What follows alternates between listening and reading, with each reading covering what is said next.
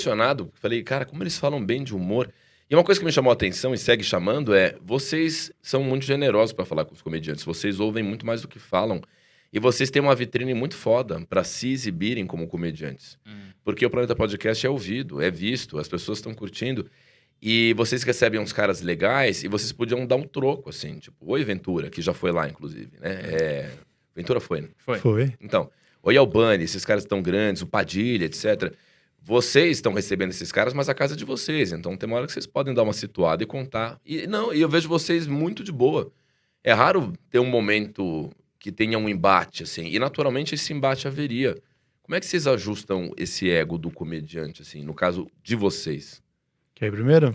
Cara, eu acho que assim, a primeira coisa que eu acho importante dizer, e aí não é rasgação de seda nenhuma, acho que a gente já falou isso várias vezes no nosso podcast, é que a galera que vai lá, a gente admira muito, porque os comediantes principalmente, né, vou focar mais nesse quesito, a gente admira muito porque são colegas de ofício e são colegas de ofício que conquistaram muita coisa.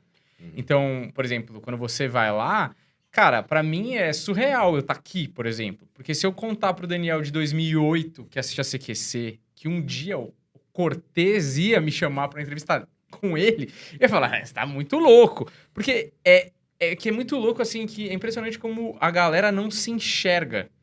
Tipo, o Afonso, quando ele senta do outro lado, é um cara que conquistou coisas na comédia absurdas. É um cara que tem ele é prolífico de uma maneira que não tem ninguém na comédia.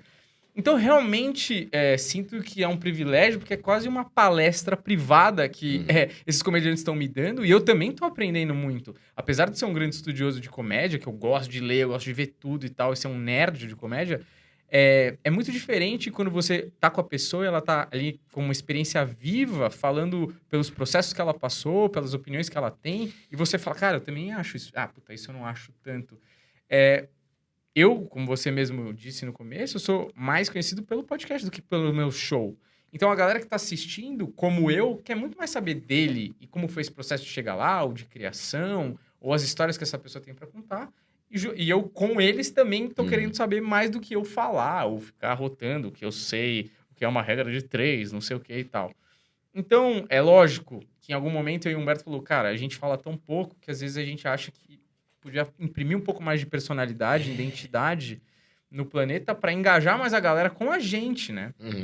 Mas eu acho que, assim, a gente também não quer atrapalhar, ficar interrompendo o tempo todo com um entrevistado, sabe? Então a gente achou outros jeitos de fazer isso, como, por exemplo, no Ao Vivo que tá só eu e o Humberto, ali tem muito da nossa personalidade, dos nossos devaneios, e vai ter gente que vai olhar e falar, nossa, não tem nada a ver com os meninos quando eles são entrevistadores, mas vai ter muita gente que fala, nossa, os caras são engraçados também, os caras têm umas ideias legais e tal, os caras são gente boa.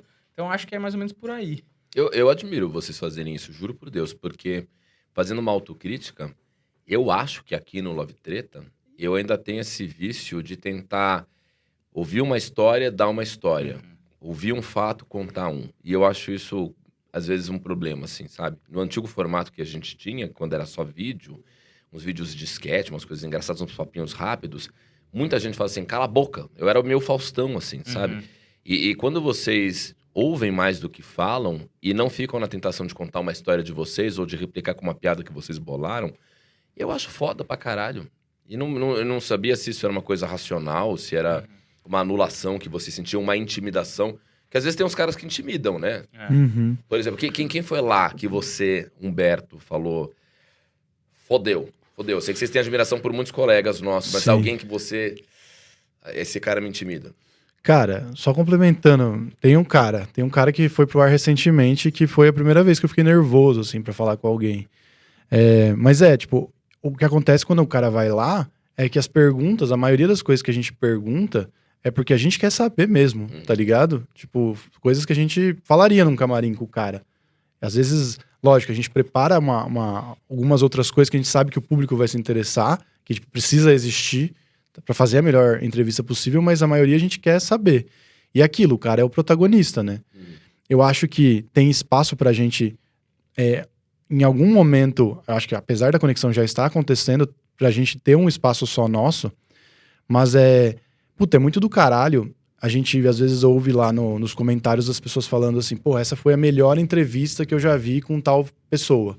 Quer dizer, a gente conseguiu tirar o melhor daquele cara, sabe?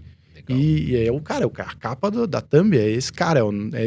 É por isso, a pessoa tá buscando ver esse cara. Legal. Sei lá, eu me orgulho. Tipo, eu não imaginei que eu ia ser o entrevistador, porque quando a gente começou, a gente nem imaginou que ia ser entrevista, né? A gente achou que ia ser o bate-papo. Só que a gente viu, cara, dá pra tirar coisas tão preciosas se a gente ficar quieto, tá ligado?